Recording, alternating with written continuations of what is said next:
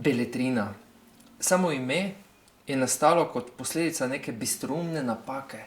Bilo je po eni zelo kratki noči, ko sva z Mitjo sedela v K4, glasba je zelo močno nabijala, tam še je bilo enih par plesalcev, ki še niso se ustavili od noči, so še vedno stopicali tam v kotu.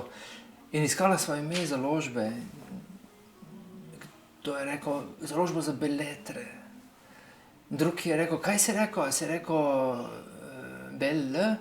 In potem tretji je spet razumel to, kar je drugi rekel, narobe, in potem, ko sva prišla po seriji napak do zaključka, da sva oba mislila absolutno Beletrino, je bilo ime dovolj melodično, dovolj tudi, rekel, komunikativno, da sem kar ostala pri tem.